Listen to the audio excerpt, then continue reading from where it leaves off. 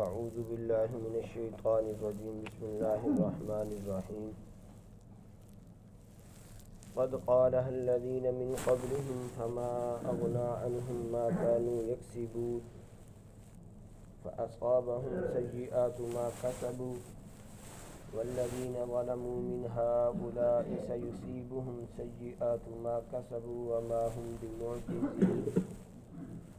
اولم يعلموا ان الله يبسط الرزق لمن يشاء ويقدر ان في ذلك لآيات لقوم يؤمنون۔ پچھلی آیات میں رب العالمین نے انسان کے عام حالات کا تذکرہ فرمایا کہ انسان کو جب ضرورت پڑتی ہے تو فوراً اللہ کی طرف متوجہ ہوتا ہے، پریشانیوں میں، مشکلات میں، مصائب میں اللہ کی طرف متوجہ ہوتا ہے، اور جب رب العالمین وہ دکھ، تکلیف، مصیبت، آزمائش دور کر دیتے ہیں تو پھر رب العالمین کے ساتھ شریک ٹھہرانے لگتا ہے۔ اب رب العالمین قارون کا واقعہ ذکر فرما رہے ہیں، اور میرے دوستو ان واقعات سے مقصود صرف واقعہ برائے واقعہ نہیں، بلکہ مقصود فاعتبروا یا اولی الابصار کہ اے عقل مند لوگو اس سے عبرت حاصل کرو، اس کے اندر غور و فکر کر کے اللہ کی معرفت حاصل کرو، اللہ کو پہچانو اور اس کے ذریعے سے اللہ کا قرب حاصل کر لو۔ یہ قارون جو ہے یہ موسیٰ علیہ السلام کا چچا زاد بھائی تھا، اور اللہ نے مال و دولت اتنی عطا فرمائی لَتَنُوءُ بِالْعُصْبَةِ أُولِي الْقُوَّةِ کہ اس کے خزانوں کی چابیاں اٹھانے کے لیے پوری ایک جماعت تھی، اور حالت اس کی یہ تھی کہ جب کھانا کھانے کے لیے بیٹھتا تو کہتا کہ سالن روٹی پر ڈال دو، برتن میں ڈالو گے کلی خراب ہوگی، کلی کرانی پڑے گی، بچت کرنی ہے، اور اپنے بچوں کو گھر کی چھت پر نہیں چڑھنے دیتا تھا کہ تم جا کر کودو گے، مجھے لپائی دوبارہ کرانی پڑے گی، چھت خراب ہو جائے گی۔ حالت یہ تھی، یعنی مال و دولت اتنی زیادہ کہ خود اندازہ نہیں کتنا مال ہے، اور دوسری طرف استعمال کرنا نصیب نہیں ہوا۔ جیسے ایک حدیث پاک کے اندر آتا ہے، آقا صلی اللہ علیہ وسلم نے شاہ فرمایا انسان کہتا ہے کہ مالی مالی مالی، میرا مال میرا مال، حالانکہ اس کا مال وہ ہے جو اس نے پہن لیا، جو کھا لیا اور جو ذخیرہ کر دیا، یعنی اللہ کے راستے میں خرچ کر دیا، یہ ہے اس کا مال۔ باقی جو ورثاء کے لیے چھوڑا، اگر ورثاء نیک ہوں گے تو اس کے لیے راحت کا سبب بنیں گے، نیک کاموں میں خرچ کریں گے، اور اگر اولاد نافرمان ہوئی، اولاد دین سے دور ہوئی تو پھر بدماشیوں میں اڑائے گی۔ تو انسان کا اصل مال وہی ہے جو انسان نے استعمال کر لیا۔ تو رب العالمین نے، اور اسی طرح جب اس کو کہا جاتا کہ کسی غریب کا تعاون کر دو، کسی غریب کو دے دو، تو آگے سے کیا کہتا کہ جس کو اللہ نے نہیں دیا میں کیوں دے دوں، میں نے تو مال کمایا ہے اپنے ہنر سے، اپنی عقل مندی سے، اپنی سوچ سے، اپنی محنت سے، تم بھی ایسا کر کے کما لو، میرے سر کیوں سوار ہوتے ہو۔ تو رب العالمین نے فرمایا قد قالها الذین من قبلہم، یہ بات ان لوگوں نے بھی کہی تھی جو ان سے پہلے گزر چکے تھے، فما اغنا عنہم، لیکن نہیں فائدہ دیا ان کو ان کے ما کانوا یکسبون، اس چیز نے جو وہ کام کیا کرتے تھے، جو انہوں نے بظاہر محنت کی تھی، جو انہوں نے بظاہر مال و دولت بنایا تھا، رب العالمین فرماتے ہیں ان کے یہ کسی کام نہیں آئی، بلکہ کام آنے والی چیزیں کیا ہیں؟ اعمال صالحہ۔ کام آنے والی چیزیں کیا ہیں؟ اللہ سے تعلق۔ کام آنے والی چیزیں کیا ہیں؟ ذکر اللہ۔ کام آنے والی چیزیں کیا ہیں؟ لوگوں کے ساتھ خیر خواہی کرنا۔ الدین النصیحہ، اور دین جو ہے یہ سراسر نصیحت ہی نصیحت ہے، سراسر خیر خواہی ہی خیر خواہی ہے، اس کو سینے سے لگا لینا یہ اصل چیز ہے۔ فَأَصَابَهُمْ سَيِّئَاتُ مَا كَسَبُوا، پھر ان کی تمام بدعمالیاں ان پر آ پڑیں، فَأَصَابَهُمْ سَيِّئَاتُ مَا كَسَبُوا، پھر ان کی ساری کی ساری بدعمالیاں ان پر آ پڑیں، وَالَّذِينَ ظَلَمُوا مِنْ هَؤُلَاءِ سَيُصِيبُهُمْ سَيِّئَاتُ مَا كَسَبُوا، اور ان میں بھی جو ظالم ہیں ان پر بھی ان کی بدعمالیاں ابھی پڑنے والی ہیں۔ کیا مطلب؟ کہ انہوں نے اللہ کی نافرمانیاں کی تو وہ نشان عبرت بن گئے۔ تو اے 14ویں صدی کے مسلمانوں اور اے قیامت تک آنے والے لوگوں، تم بھی ذرا غور و فکر کر لو، تم بھی اگر انہی کے نقش قدم پر چلے، تم بھی اگر باز نہ آئے اللہ کا مقابلہ کرنے سے، اللہ کے مد مقابل کھڑے ہونے سے، تو جیسے ان کا حشر ہوا، حشر کیا ہوا؟ فَخَسَفْنَا بِهِ وَبِدَارِهِ الْأَرْضِ، میرے اللہ فرماتے ہیں اور پھر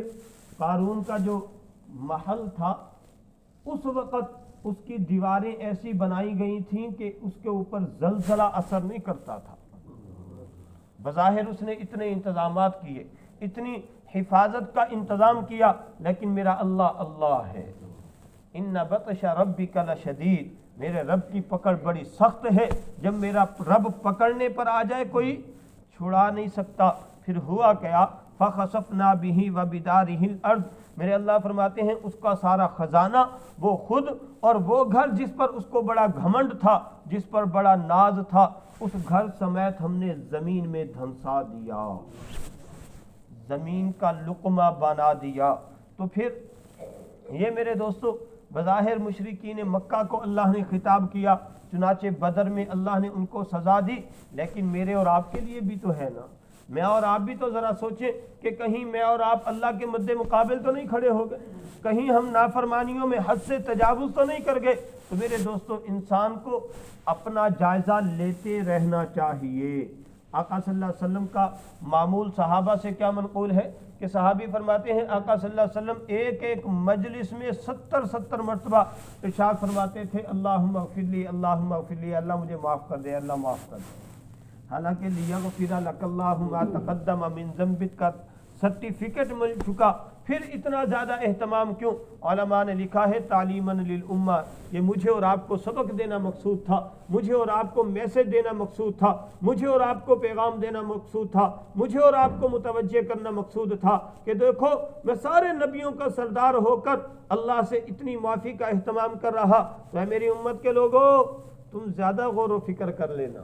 تم زیادہ توجہ کر لینا، تم زیادہ غور و فکر کر لینا، تم ایک ایک قدم سوچ سمجھ کر رکھنا، پرکھ کر رکھنا، کہیں ایسا نہ ہو کہ غفلت کے اندر زندگی گزر جائے، کہیں ایسا نہ ہو سستی کے اندر زندگی گزر جائے اور پھر انسان قبر میں جائے اور پھر انسان کہے کہ ہائے میں کیا کر بیٹھا۔ تو اس وجہ سے میرے دوستو فَأَصْآبَهُمْ سَيِّئَاتُ مَا كَسَبُوا وَالَّذِينَ ظَلَمُوا مِنْ هَؤُلَاءِ سَيُصِيبُهُمْ سَيِّئَاتُ مَا كَسَبُوا، اور ان میں بھی جو ظالم ہیں ان پر بھی ان کے بدعمالیاں ابھی پڑنے والی ہیں۔ وَمَا هُمْ بِمُعْجِزِينَ، اور تم اللہ کو عاجز نہیں کر سکتے، اللہ کو نہیں ہرا سکتے، اللہ کا کوئی مد مقابل نہیں ہے۔ قُلْ هُوَ اللَّهُ أَحَدٌ، اے نبی جی صلی اللہ علیہ وسلم اعلان کر دیجئے اللہ ایک ہے، اللہ واحد ہے، اللہ احد ہے، یعنی واحد احد، جس سے پہلے بھی کوئی نہ ہو، جس کے بعد بھی کوئی نہ ہو، جس کی مثل بھی کوئی نہ ہو، جس کی مثال بھی کوئی نہ ہو، اس جیسا بھی کوئی نہ ہو اور اس کا مد مقابل بھی کوئی نہ ہو،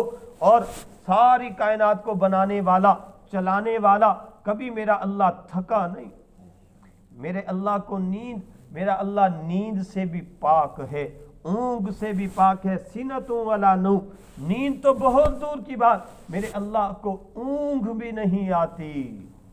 اور میرے اللہ کی حکومت اتنی زبردست اور گرفت اتنی زبردست کہ کائنات کی کوئی چیز میرے اللہ کی حکومت سے نکل نہیں سکتی۔ وَمَا هُمْ بِمُعْجِزِينَ، اور اے لوگو تم اللہ کو عاجز نہیں کر سکتے۔ اولم یعلموا، اور کیا ان لوگوں کو احوال میں غور کرنے سے یہ معلوم نہیں ہوا؟ ذرا سوچو، زندگی کے اندر غور کرو، زندگی کے نظام پر غور کرو، ان اللہ یبسط الرزق لمن یشاء ویقدر، کہ بے شک اللہ ہی ہے جس کو چاہتا ہے زیادہ رزق دے دیتا ہے، وَيَقْدِرُ، اور جس کو چاہتا ہے تھوڑا رزق دے دیتا ہے۔ یہ تو میرے اللہ کی تقسیم ہے، یہ تو میرے اللہ کی قدرت ہے، یہ تو میرے اللہ کا نظام ہے۔ اور میرے دوستو اگر انسان اس کے اندر بھی غور کرے کہ اگر سارے دنیا میں سارے لوگ مالدار ہو جائیں تو پھر نظام قدرت درہم برہم ہو جائے۔ کسی نے مکان بنوانا ہے، معمار نہیں ملیں گے، مزدور نہیں ملیں گے،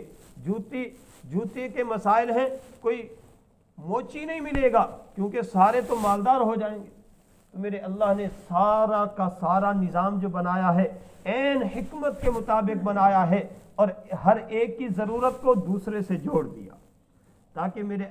میرے بندے اس کے اندر بھی غور کر کے اللہ کو پہچان لیں۔ ان فی ذالک لآیات لقوم یؤمنون، اور میرے اللہ فرماتے ہیں ایمان والوں کے لیے اس کے اندر نشانیاں ہیں۔ اس کے اندر بھی غور کر کے ایمان والے اللہ کی معرفت حاصل کر سکتے ہیں، اللہ کا قرب حاصل کر سکتے ہیں، اللہ کے قریب ہو سکتے ہیں، آقا صلی اللہ علیہ وسلم کی زندگی کو اپنی زندگی کا حصہ بنا سکتے ہیں۔ تو اب میرے دوستو یہ چیزیں میرے اندر بھی زندہ ہوں، آپ کے اندر بھی زندہ ہوں۔ یہ باتیں جیسے میری زبان سے نکلی ایسے میرے دل میں بیٹھ جائیں، آپ کے جیسے کانوں نے سنا ایسے آپ کے دل میں یہ بات بیٹھ جائے۔ اس کے لیے ہے بار بار تذکرہ کرنا، بار بار ان بولوں کو بولنا، بار بار ان چیزوں کا تذکرہ کرنا۔ آقا صلی اللہ علیہ وسلم نے صحابہ کے سامنے جنت اتنی زیادہ بیان کی، اتنی زیادہ بیان کی، صحابہ فرماتے ہیں ہمیں یوں محسوس ہوتا تھا کہ ابھی آنکھیں بند ہوں گی اور جنت ہمارے سامنے۔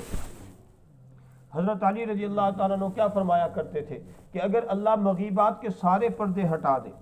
عذاب قبر بھی نظر آنا شروع ہو جائے، فرشتے بھی نظر آنا شروع ہو جائیں، پل صراط بھی نظر آنا شروع ہو جائے، منکر نکیر بھی نظر آنا شروع ہو جائیں، اور جہنم بھی نظر آ جائے، انصاف کا ترازو بھی نظر آ جائے، پل صراط بھی نظر آ جائے، جنت بھی نظر آ جائے، پھر فرماتے تھے رب کعبہ کی قسم علی کے ایمان میں رائے کے ذرے کے برابر بھی اضافہ نہیں ہوگا۔ تو ایمان کی ایسی سطح مطلوب ہے، ایمان کی ایسی سطح مطلوب ہے کہ بار بار ان چیزوں کا تذکرہ کیا جائے، بار بار ان بولوں کو بولا جائے۔ تو میرے دوستو جب انسان ماحول میں آئے گا تو یہ تذکرے نصیب ہوں گے، جب ماحول میں آئے گا تو انسان کو یہ صفات نصیب ہو جائیں گی۔ اسی کے لیے کہا جاتا ہے کہ انسان اللہ کے راستے میں نکلے، اسی کے لیے کہا جاتا ہے کہ انسان اللہ کا مہمان بن جائے۔ میرے دوستو میرے اور آپ کے گھر میں وہی آتا ہے جس کو میں اور آپ اجازت دیتے ہیں، تو اللہ کے گھر میں بھی وہی آتا ہے جس کو اللہ چاہتے ہیں، ہر ایک نہیں آ سکتا۔ تو میرے دوستو میں اور آپ اپنے آپ کو قبول کرا لیں، میں اور آپ اپنے آپ کو اللہ کے سامنے پیش کر دیں۔ من جدہ واجدہ، جو جتنی محنت کوشش کرے گا پا لے گا۔ تو اللہ نے یہ زندگی دی ہے، مختصر زندگی، ایک مرتبہ ملی ہے، دوبارہ نہیں ملنی، یہ ایک چانس ہے، دوبارہ چانس نہیں ملے گا۔ تو میرے دوستو یہ جماعت بھی آئی ہوئی، اس کی ہم نصرت کر لیں، اس کے ساتھ گشتیں کرا لیں، ملاقاتیں کرا لیں، اور مسجد کے اعمال بھی شروع ہو جائیں۔ الحمدللہ مشورہ شروع ہو چکا، تعلیم شروع ہو چکی، اب ہم مزید غور و فکر کر کے گشت بھی شروع کر لیں، اور ہر ہفتے شب جمعہ کا بھی اہتمام ہو جائے، ہر مہینے سروزے کا بھی اہتمام ہو جائے۔ کیا خیال ہے، کوشش کریں یا نہ کریں؟ جیسے میرے دوستو جسم کو غذا کی ضرورت ہے، جسم کو غذا نہ ملے جسم کمزور ہو جاتا ہے، اسی طرح روح کو اعمال کی ضرورت ہے، روح کو اعمال نہیں ملیں گے تو روح بھی کمزور ہو جائے گی۔ جیسے ہم جسم کی فکر کرتے ہیں روح کی بھی فکر کریں گے۔ دعا ہے کہ رب العالمین مجھے بھی آپ کو بھی جو کچھ کہا سنا اللہ ہم سب کو فکر و عمل کی دولت سے نوازے۔